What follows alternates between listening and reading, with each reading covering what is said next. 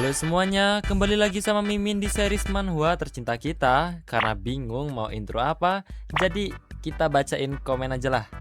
Dari Sus KG1PT. Dari tiap minggu jadi setiap 2 minggu. Nggak tau lah, tiba-tiba hari jadi cepet jir. Tapi di kalian kok lama, licik ini.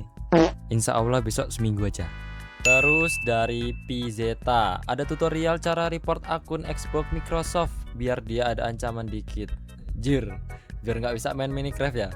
Tapi kemarin tuh malah jarang main Minecraft soalnya teman mabarku juga sibuk ngonten jadi. Nih channelnya seru animasi sejarah. Terus dari Rafael Alfarizi, 5 jam durasi Yamin. Jir.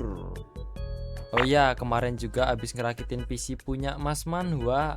Beuh, ganteng lihat-lihat. Beuh, jangan lupa nonton tempat dia juga ya. No AI.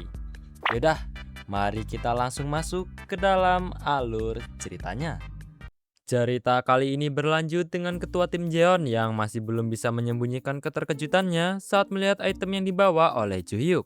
Setelah sebelumnya dibuat tercengang oleh 7 lembar kulit basilik utus, kini rasa takjubnya kembali memuncak ketika pandangannya beralih ke tumpukan rempah-rempah dan herba yang dibawa Juhyuk, yang membuatnya semakin sulit dipercaya sebagian besar herba tersebut merupakan jenis yang bahkan belum pernah ia lihat sebelumnya.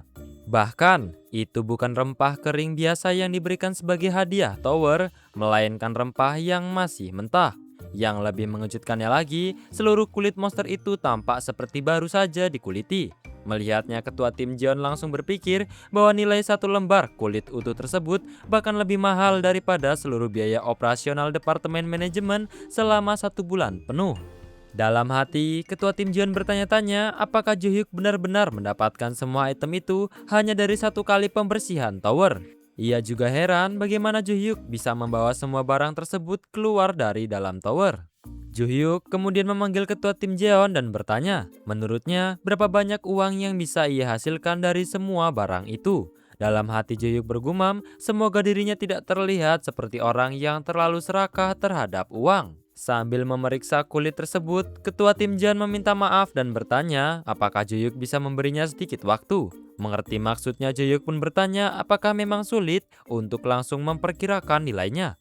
Ketua tim Jeon menjawab bahwa biasanya mereka memang bisa langsung menetapkan harga, namun item seperti ini belum pernah ada sebelumnya. Dalam hati, ia bergumam bahwa saat merasakan tekstur kulit tersebut, kualitasnya benar-benar luar biasa, jauh melampaui kulit yang biasa mereka beli. Karena penasaran, ketua tim Jeon bertanya apakah Juhyuk mendapatkan semua item itu hanya dari 1 kali pembersihan tower. Dengan sedikit ragu, Juhyuk menjawab bahwa sepertinya memang begitu. Mendengarnya, ketua tim Jeon menghela napas karena mengira kejadian seperti ini hanya akan terjadi sekali. Namun Juhyuk langsung menyadari bahwa ketua tim Jeon salah paham, lalu menjelaskan bahwa ia bahkan bisa membawa pulang lebih banyak dari ini.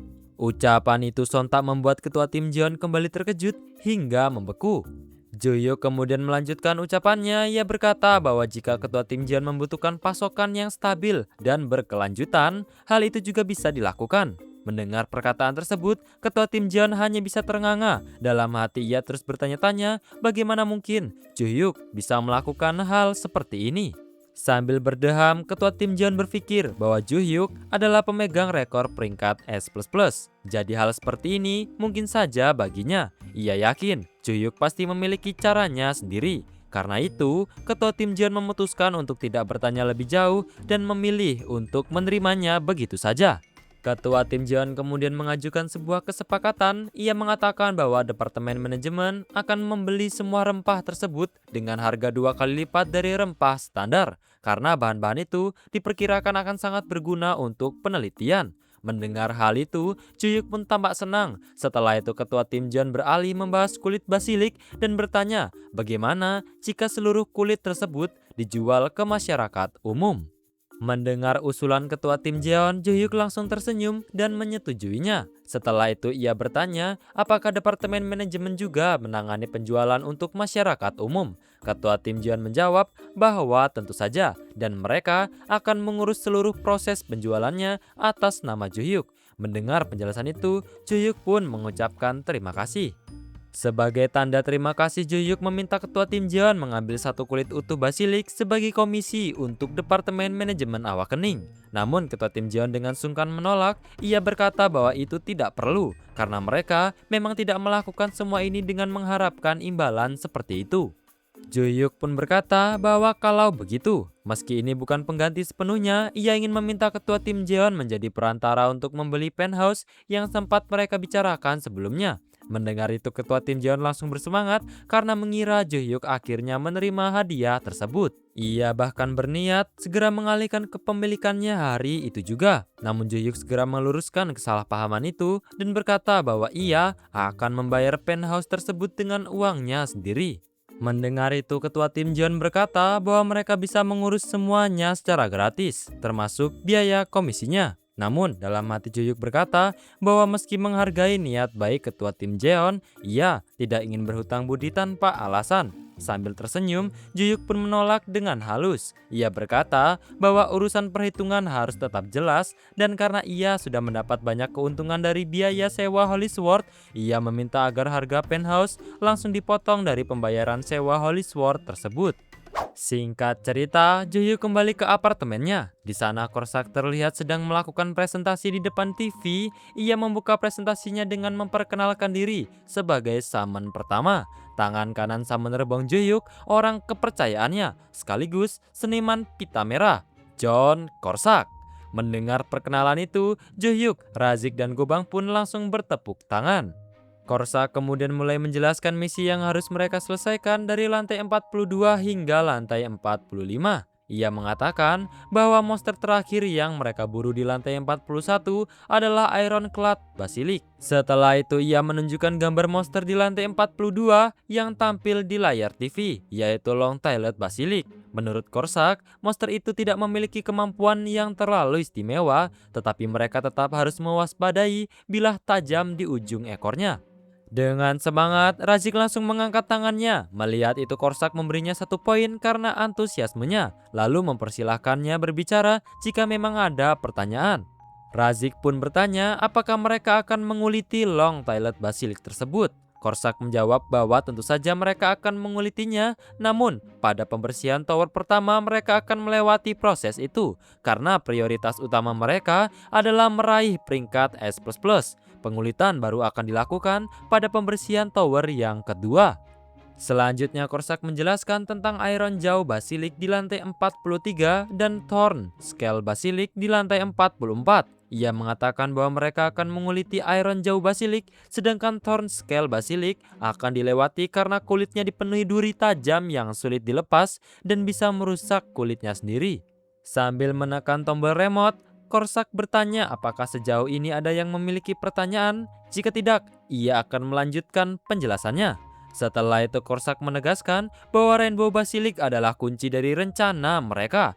Ia menjelaskan bahwa monster tersebut merupakan bos lantai 45 sekaligus penghuni lantai itu. Dan untuk sementara waktu, mereka akan terus mengalahkannya berulang kali. Gion kemudian bertanya mengapa mereka harus tetap berada di lantai 45. Namun sebelum ia selesai berbicara, Korsak langsung menghentikannya dan meminta Gion mengangkat tangan terlebih dahulu sebelum berbicara. Mendengar itu Gion langsung kesal dan bertanya apakah ia benar-benar harus meminta izin setiap kali ingin berbicara. Korsak lalu membusungkan dadanya. Dengan bangga ia menjelaskan bahwa dirinya sendiri di sini karena telah diberi wewenang penuh oleh Summoner Bong untuk memimpin penjelasan ini. Karena itu, meskipun Gion adalah seorang putri, ia tidak boleh melupakan fakta tersebut. Dengan terpaksa, Gion pun mengangkat tangannya sambil bertanya apakah ia boleh mengajukan pertanyaan. Dengan semangat, Korsak langsung memberinya izin. Gion kemudian bertanya mengapa mereka harus menetap di lantai 45, padahal menurutnya pengumpulan material akan lebih efisien jika mereka naik ke lantai yang lebih tinggi. Sambil menekan tombol remote untuk berpindah ke slide berikutnya, Korsak berkata bahwa ia akan menjawab pertanyaan itu. Ia kemudian menjelaskan bahwa monster yang muncul mulai lantai 46 ke atas tidak memiliki kulit. Meski kerangka luar mereka mungkin berguna, membongkarnya satu persatu akan memakan terlalu banyak waktu. Setelah itu Korsak bertanya kepada Razik apakah penjelasannya benar. dan Razik pun mengiyakannya. Dengan semangat, Korsak berkata bahwa di lantai 45 semua jenis basilik akan muncul, sehingga tempat itu menjadi lokasi yang paling ideal. Ia menambahkan bahwa target utama mereka adalah Rainbow Basilik. Sambil menunjuk gambarnya, Korsak berkata, "Bukankah monster ini luar biasa? Ia jamin monster ini akan menghasilkan banyak uang untuk mereka." Sambil menunduk dan menangis, Korsak berkata bahwa summoner mereka kini hidup miskin karena terburu-buru membeli rumah. Mendengar itu, Johyuk hanya memasang wajah polos dan berkata bahwa keadaannya sebenarnya tidak separah itu, tetapi ia tetap berterima kasih karena Korsak sudah mengkhawatirkannya. Korsak kemudian kembali serius. Ia menjelaskan bahwa masalah utama mereka adalah begitu bos dikalahkan, sesi penaklukan langsung berakhir dan mereka harus segera keluar dari tower. Karena itu, mereka harus menguliti monsternya dalam waktu yang sangat singkat. Setelah itu, Korsak memanggil Razik dan bertanya apakah ia sanggup melakukannya. Dengan penuh semangat, Razik menjawab bahwa ia sanggup menggunakan bahasa hamster miliknya. Di sisi lain, melihat Razik begitu antusias, Johyuk memuji persiapan Korsak karena berhasil membuat Razik begitu bersemangat. Sambil tersenyum penuh semangat, Johyuk merangkum inti presentasi Korsak dalam pikirannya. Rencana mereka adalah segera mencapai lantai 45, menetap di sana, lalu mengumpulkan semua kulit monster yang ada. Dengan penuh semangat, Johyuk pun berteriak dalam hati, "Mari hasilkan uang sungguhan kali ini." Keesokan harinya di gedung HG Fashion, terdengar suara seseorang melempar sebuah dokumen. Tak lama kemudian terlihat seorang wanita memegangi kepalanya karena proyek yang telah membuatnya mempertaruhkan segalanya dan dipersiapkan dengan penuh ambisi, justru berakhir mengecewakan. Wanita itu ternyata adalah CEO HG Fashion, Go Yeon-ha. Go Yeon-ha semakin pusing karena posisi perusahaannya sudah berada di peringkat paling bawah di dalam grup HG. Dengan kegagalan proyek kali ini, keadaan mereka pun terlihat semakin memalukan. Tepat saat itu, terdengar ketukan di pintu. Salah satu bawahannya masuk dan menyampaikan bahwa sebuah dokumen resmi baru saja datang dari Departemen Manajemen Awakening. Menurutnya, departemen tersebut sedang merencanakan sebuah proyek kerjasama antara pihak pemerintah dan swasta. Mendengarnya, CEO Go Yeon-ha bertanya apakah hal seperti itu benar-benar perlu dilaporkan langsung kepadanya. Menurutnya, untuk urusan seperti itu, seharusnya cukup jika Direktur Eksekutif Park yang hadir. Namun bawahannya menjawab bahwa dalam undangan tersebut tertulis secara khusus bahwa CEO diminta untuk datang sendiri. Go Yeon-ha menghela nafas lalu menyuruh bawahannya mengirim wakil presiden saja. Menurutnya itu sudah cukup menunjukkan itikat baik dari pihak perusahaan. Bawahannya pun menunduk dan mengiyakannya, lalu berkata bahwa ia akan segera menyampaikan keputusan tersebut kepada wakil presiden. Namun setelah itu, Go Yeon-ha terdiam sejenak lalu meminta bawahannya untuk menunggu. Ia meminta maaf karena tadi bersikap kurang baik akibat terlalu memikirkan kondisi perusahaan Wildflower. Bawahannya pun menjawab bahwa itu bukan masalah. Setelah itu, Go Yeon-ha meminta dokumen dari Departemen Manajemen Awakening ditinggalkan di mejanya karena ia memutuskan akan datang sendiri. Dalam hati, Go Yeon-ha berpikir bahwa mungkin lebih baik ia pergi sekalian untuk mencari udara segar. Lagi pula ia memiliki firasat yang mengganggu jika membiarkan kesempatan ini berlalu begitu saja. Meski tidak menaruh harapan besar, ia tetap memutuskan untuk datang dan melihatnya sendiri. Kembali ke Johyuk, kini ia telah memasuki lantai 42 Black Tower Korea dengan misi mengalahkan 15 Long Toilet Basilik. Di sana Geon, Gobang dan Razik tampak kebingungan melihat kondisi Johyuk, hanya Korsak yang langsung mengerti. Dengan panik, ia berteriak bahwa kuda liar dalam diri tuan mudanya kembali lepas kendali. Terlihat Johyuk sedang menggunakan item Golden Aegis of Warm Dawn dan Golden Mask of Cold Twilight. Saat semangat Johyuk semakin membara, Korsak berteriak memintanya untuk mengendalikan diri. Johyuk langsung menjawab bahwa ia tahu Korsak mengkhawatirkannya, tetapi jiwa alpha male-nya di dalam tower sama sekali tidak berniat menyerah hari ini. Di saat itu pula Johyuk langsung melesat dengan shadow step-nya. Ucapan-ucapan dari para summon-nya yang berusaha untuk menghentikannya hanya bisa terpantul tak terpengaruh padanya. Dalam hati Johyuk berkata bahwa sudah terlalu lama sejak terakhir kali ia bisa berburu dengan bebas. Tak lama kemudian seekor Long Toilet Basilik tiba-tiba muncul di hadapan Johyuk dan langsung mengayunkan bilah tajam di ujung ekor ke arahnya. Joyuk menjelaskan bahwa serangan itu melesat sambil membelah udara dengan suara yang mengerikan. Namun, kemampuan shadow step miliknya kini telah mencapai tingkat yang jauh lebih tinggi. Dengan gerakan secepat kilat, Joyuk menghindari serangan itu hingga bayangannya tampak seperti menciptakan banyak cloning. Setelah beberapa kali menghindar, Joyuk akhirnya berhasil berada tepat di atas kepala Long Tailed Basilisk. Tanpa ragu, ia langsung menghantam kepala monster itu menggunakan skill Falling Thunder Flash.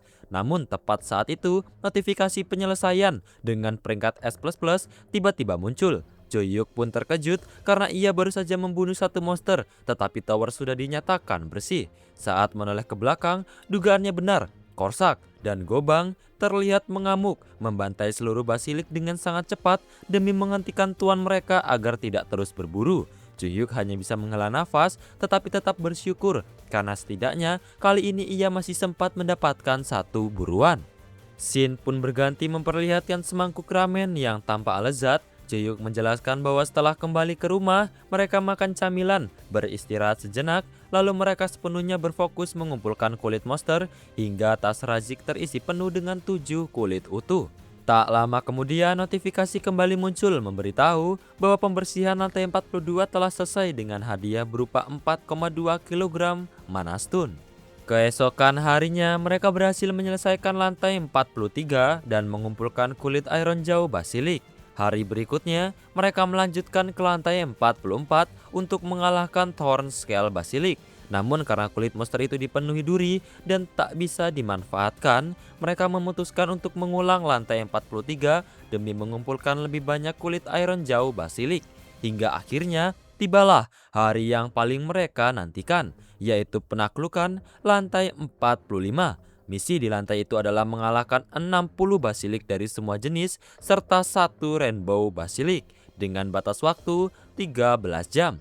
Kemudian dijelaskan bahwa kulit milik bos lantai 45 yaitu rainbow basilik memiliki nilai yang sangat langka. Karena itu, Joyuk memutuskan untuk mencoba mengambil kulitnya pada penaklukan pertama maupun kedua. Jika semuanya berjalan lancar, mereka akan berhasil mendapatkan 2 kulit rainbow basilik dalam 1 hari. Sesuai rencana yang telah disusun sejak lama, Geon memberi buff. Gobang menarik perhatian seluruh monster dengan agronya, sementara Korsak menghabisi mereka dengan serangan berdaya hancur tinggi. Kerjasama mereka yang sangat rapi membuat jumlah monster yang dikalahkan meningkat dengan cepat. Setelah misi mengalahkan 60 basilik dari semua spesies selesai, bos lantai 45 Rainbow Basilik akhirnya muncul. Monster itu mengaum keras, tetapi Gobang dan Korsak sama sekali tidak gentar. Mereka langsung menyerbu sang bos. Dalam sekejap, Gobang berhasil menahannya, lalu Korsak segera berteriak agar Gobang cepat mencengkeram rahangnya. Melihat para samannya bertarung, Joyuk berkata dalam hati bahwa mengalahkan bos sebenarnya bukanlah hal yang sulit. Namun mengalahkannya tanpa melukai atau merusak kulitnya adalah tantangan yang membuat tingkat kesulitannya jauh lebih tinggi. Di sisi lain, Razik sudah bersiap siaga, siap bergerak kapan saja. Bahkan sebelum hari ini, mereka telah berkali-kali berlatih menguliti bos segera setelah berhasil mengalahkannya. Meski begitu, mereka masih gagal dalam 1 dari setiap 3 percobaan. Tak lama kemudian, Korsak berhasil mengalahkan Rainbow Basilik dan langsung memberi aba-aba kepada Razik. Mendengar itu, Razik melesat dengan kecepatan penuh sambil menggulingkan tubuhnya menuju lokasi. Dalam sekejap, ia menyayat kulit di berbagai bagian tubuh Rainbow Basilik, lalu memasang tali pengait pada kulitnya dengan satu tarikan kuat. Razik berhasil melepaskan kulit utuh Rainbow Basilik tepat sebelum waktu mereka dipulangkan ke Korea habis. Berkat keberhasilan itu, Joyuk dan para samannya pun merayakannya bersama. Juhyu kemudian menjelaskan bahwa kunci untuk mendapatkan kulit sebelum dipulangkan dari tower adalah mengulitinya secepat mungkin dalam waktu yang sangat singkat. Awalnya Juhyuk sempat khawatir karena mereka beberapa kali gagal saat latihan, namun untungnya mereka berhasil pada kedua percobaan hari itu dan mendapatkan 2 kulit Rainbow Basilik dalam 1 hari. Bahkan, percobaan kedua terasa lebih mudah dari yang Juhyuk bayangkan, membuatnya bergumam bahwa Razik memang sangat cepat belajar melalui praktik. Para samennya bahkan sudah memiliki yel-yel mereka sendiri. Melihat itu, Juhyuk merasa kekompakan timnya semakin hari semakin solid. Menurutnya, jika mereka terus mengulang proses ini, semuanya akan menjadi jauh lebih mudah. Kembali ke saat ini, terlihat Juyuk membuka inventory miliknya. Sambil melihat jumlah platinum emblem yang kini telah mencapai 45, Juyuk berkata dalam hati bahwa sudah waktunya melihat perk yang akan ia dapat. Namun entah mengapa Juyuk justru memiliki firasat buruk. Melihat ekspresi summonernya, para summonernya pun ikut kebingungan. Geon lalu bertanya apakah tuan mudanya sedang mengkhawatirkan sesuatu. Juyuk menjawab bahwa ia memang akan mengecek perk sekarang, tetapi ia gugup kalau yang muncul justru sesuatu yang aneh. Geon kemudian mencoba menenangkan tuan mudanya. Ia berkata bahwa meskipun perk yang diinginkan tuan mudanya tidak muncul, bisa saja itu justru menjadi sebuah berkah. Siapa tahu keberuntungan yang lebih besar menanti di perk berikutnya.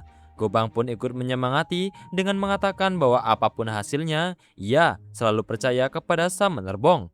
Razik juga ikut memberi semangat sambil berkata bahwa summonernya pasti bisa. Melihat mereka, Juyuk merasa terharu. Perhatian dan dukungan dari para summonnya membuat hatinya terasa hangat hingga nyaris meleleh. Namun di sisi lain, John Korsak yang mengaku sebagai tangan kanannya justru terlihat santai. Sambil asyik ngemil, ia memanggil Summoner Bong dan berkata, lakukan saja dengan hati yang tenang. Mendengar itu, Juyuk hanya bisa bergumam dalam hati kalau ucapan Korsak benar-benar tidak membantu sama sekali. Setelah menerima semangat dari para summonnya, Juyuk akhirnya membuka perk yang didapatkannya. Sebuah notifikasi pun muncul memberitahu mereka bahwa perk yang diberikan setelah mengumpulkan 45 platinum emblem. Melihatnya, Juyuk langsung bertanya-tanya dalam hati, jangan-jangan ini kotak acak atau roulette lagi. Kalau memang begitu, menurutnya lebih baik langsung saja diberikan. Sedetik kemudian status window muncul dan memberitahu bahwa perk yang didapat Juyuk adalah tiket akses tower multinasional sekali pakai. Efeknya memungkinkan pengguna memasuki tower di negara manapun tanpa memandang kewarganegaraan. Namun ada satu batasan, pengguna tidak bisa memasuki lantai yang melebihi levelnya. Melihat perk itu, tangan Juyuk langsung gemetar. Korsak yang penasaran segera bertanya apakah tuannya mendapatkan sesuatu yang bagus. Ia bahkan menebak, jangan-jangan itu adalah trade enchantment. Sambil menghela napas panjang, Juyuk menjawab bahwa hasilnya jauh dari yang ia harapkan. Yang muncul justru sesuatu yang aneh, padahal ia berharap mendapatkan summon grade up untuk para summonnya. Mendengar itu, Korsak perlahan mundur menjauh. Dengan wajah sedih, Juyuk kemudian berkata bahwa sebelum memanggil perk di lantai 50 nanti, mereka sepertinya wajib mengadakan ritual terlebih dahulu.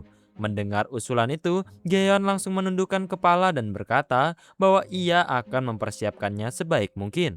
Dengan perasaan kesal, Juyuk langsung berteriak bahwa mereka akan mengadakan mukbang saja. Korsak pun segera bertanya apakah ia perlu keluar untuk membeli makanan, namun Juyuk menjawab tidak usah dan menyuruhnya memesan lewat GoFood saja. Mendengar itu, Korsak langsung menjawab, siap tuan. Beberapa saat kemudian berbagai makanan sudah tersusun rapi di atas meja. Pada akhirnya mereka memesan semua makanan yang ingin dimakan.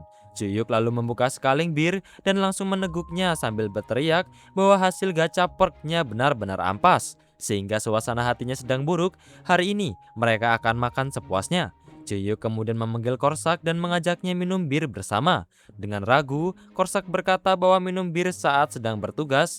Namun sebelum ia selesai berbicara, Juyuk langsung memotong dan berkata, kalau bukan di hari seperti ini, kapan lagi mereka minum bersama? Mendengar itu, Korsak tertawa kecil, lalu menjawab, kalau begitu satu gelas saja.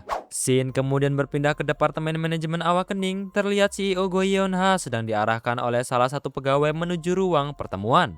Sesampainya di dalam, ia langsung disambut oleh Direktur Pelaksana Ilseong Apparel, Kim Seok-jin. Melihat yang datang bukan CEO perusahaan itu, Go Yeon-ha pun bertanya apakah CEO Jeong tidak hadir. Kim Seok-jin menjawab bahwa CEO Jeong sedang berada di New York untuk menghadiri sebuah fashion show. Tak lama kemudian seseorang memperkenalkan dirinya sebagai Yang Sejun, Direktur Eksekutif dari Daehyun Corporation. Go Yeon-ha pun menyapanya dan ikut memperkenalkan diri. Dalam hati ia bergumam bahwa ternyata hanya dirinya satu-satunya CEO yang datang ke pertemuan ini. Sepertinya memang hanya dirinya yang memiliki waktu luang paling banyak. Go Yeon-ha pun sempat bertanya dalam hati, mungkin lain kali ia juga harus mulai memakai alasan sibuk saat diminta menghadiri acara seperti ini. Tak lama kemudian, seseorang masuk ke ruang pertemuan sambil berkata bahwa sepertinya ia datang terlambat. Orang itu ternyata adalah ketua tim Jeon. Ia kemudian langsung memperkenalkan diri kepada para tamu sebagai wakil komisaris Departemen Manajemen Awakening. Melihat sosok itu, Go Yeon-ha langsung terkejut. Ia tidak menyangka ketua tim Jeon atau sekarang sudah naik pangkat menjadi wakil komisaris datang sendiri ke pertemuan ini. Reaksinya wajar karena Jeon Gwang-il adalah sosok yang memegang kendali sebenarnya di Departemen Manajemen Awakening. Dialah yang memimpin proyek Elite Team Player dan menjadi orang di balik pesatnya kemajuan Korea Selatan dalam penaklukan Tower. Bahkan, keberhasilan Nam Gaeun menjadi player bintang serta Korea yang mampu menyamai Amerika dalam jumlah lantai tower yang ditaklukkan juga dikenal sebagai hasil dari dukungan penuh Jeon Gwang-il. Bahkan sekarang, Jeon Gwang-il kini diprediksi akan menjadi komisaris berikutnya. Karena itu, Go Yeon-ha sama sekali tidak menyangka sosok sebesar dirinya akan datang langsung ke ruang rapat. Dalam hati, Go Yeon-ha pun berkata bahwa keputusannya untuk datang ke pertemuan ini ternyata memang tepat. Sambil menghela napas, Jeon Gwang-il berkata bahwa pertama-tama ia ingin meminta maaf kepada perwakilan Ilseong Apparel dan Daehyun Corporation, lalu berharap bisa bertemu lagi di kesempatan lain. Ia kemudian menegaskan bahwa saat mengirim surat resmi, ia secara khusus meminta agar yang hadir adalah CEO perusahaan karena ada alasan penting di balik permintaan tersebut. Mendengar itu, kedua direktur tersebut langsung panik. Mereka memohon kepada Jeon Gwang-il dan berkata bahwa mereka bisa segera menghubungi CEO masing-masing. Namun ketua tim Jeon tetap teguh pada keputusannya. Ia meminta maaf dan menjelaskan bahwa itu merupakan kebijakan internal departemen. Ia kemudian menegaskan bahwa pembicaraan hanya akan dilakukan dengan CEO Go Yeon-ha, sementara kedua direktur tersebut dipersilahkan meninggalkan ruangan. Saat keluar dari ruangan, kedua direktur itu terlihat panik sambil buru-buru menghubungi CEO masing-masing. Sementara itu, Go Yeon-ha yang merasa sangat beruntung bertanya kepada Pak Wakil Komisaris apakah dirinya sedang dinaungi keberuntungan. Sambil tertawa kecil, Jeon Gwang-il menjawab bahwa anggap saja ia sudah selangkah lebih dekat menuju keberuntungan itu. Mendengar jawaban tersebut, Go Yeon-ha langsung mengeluarkan sebuah dokumen dari dalam tasnya. Ia berkata bahwa dirinya sudah menyiapkan sesuatu dan berharap dokumen itu bisa membantunya meraih kesempatan tersebut. Ternyata dokumen itu berisi desain sebuah armor. Go Yeon-ha menjelaskan bahwa armor tersebut dirancang oleh kepala desainer HG Fashion dan desainnya terinspirasi dari player Nam Gaeun. Jika Departemen Manajemen Awakening benar-benar akan menjalankan bisnis di bidang fashion, ia yakin perusahaannya adalah pilihan yang paling tepat. Setelah itu, Go Yeon-ha bertanya bagaimana pendapat Pak Wakil Komisaris. Melihat desain tersebut, Jeon Gwang-il bergumam dalam hati bahwa meski semuanya terjadi secara mendadak, CEO HG Fashion benar-benar sangat proaktif. Jeon Gwang-il kemudian memanggil Go Yeon-ha dan berkata bahwa mungkin ini agak merepotkan, tetapi ia ingin mengajaknya pindah ke tempat lain karena ada sesuatu yang ingin ia tunjukkan. Beberapa saat kemudian mereka tiba di lantai B8 sambil berjalan. Go Yeon-ha bertanya tempat apa itu. Jeon Gwang-il menjawab bahwa tempat tersebut adalah salah satu gudang penyimpanan material tower, tempat berbagai material yang dibeli dari para player disimpan. Mendengar penjelasan itu, Go Yeon-ha pun langsung mengerti mengapa keamanan di tempat tersebut begitu ketat. Jeon Gwang-il kemudian memberikan sebuah jaket tebal kepada Go Yeon-ha dan memintanya memakainya karena ruangan di dalam sangat dingin. Tak lama setelah keduanya mengenakan jaket tersebut, mereka pun memasuki sebuah bunker besar yang menyemburkan udara dingin keluar. Begitu masuk, napas mereka langsung berubah menjadi embun, menandakan betapa ekstrim dinginnya tempat itu. Setelah sampai, Jeon Gwang-il meminta CEO Go Yeon-ha untuk tidak terkejut karena ia akan menyalakan lampu ruangan. Begitu lampu menyala, Go Yeon-ha langsung terpana. Di hadapannya terbentang puluhan kulit monster utuh yang tersusun rapi. Jeon Gwang-il menjelaskan bahwa semuanya disimpan dalam bingkai khusus dan seluruhnya merupakan kulit basilik utuh. Hingga saat ini, mereka telah mengamankan total 36 lembar kulit dengan 34 diantaranya berada tepat di depan Go Yeon-ha. Melihat pemandangan luar biasa itu, Go Yeon-ha hanya bisa menelan ludah dan berkata bahwa semua ini benar-benar luar biasa. Masih terpana, Go Yeon-ha bergumam bahwa meski dirinya tidak terlalu paham tentang tower, ia sangat mengenal nama Wyvern dan Basilik karena keduanya merupakan material kulit dan kualitas tertinggi yang ada di bumi saat ini. Masalahnya, material tersebut hanya bisa diperoleh dari dalam tower, sehingga menjadi barang impian yang hampir mustahil didapat meski banyak orang menginginkannya. Bagi industri fashion, kulit-kulit itu benar-benar merupakan material impian. Saat itulah Jeon Gwang-il menjelaskan bahwa mereka berencana memasok kulit-kulit tersebut ke sektor swasta agar tidak hanya digunakan sebagai bahan armor, tetapi juga untuk berbagai kebutuhan sehari-hari. Mendengar kata memasok, Go Yeon-ha langsung bertanya apakah maksudnya Departemen Manajemen Awakening akan mengizinkan material tower dipasok ke perusahaan swasta. Jeon Gwang-il mengangguk membenarkan. Go Yeon-ha lalu kembali bertanya dan tujuan pasokan itu, apakah HG Fashion?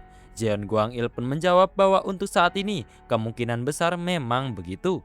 Mendengar itu, Go Yeon-ha langsung tersenyum tak percaya. Ia membayangkan jika kulit yang begitu langka dan berharga itu diberi merek Wildflower lalu dipasarkan, hanya dengan membayangkannya saja sudah membuat tubuhnya merinding.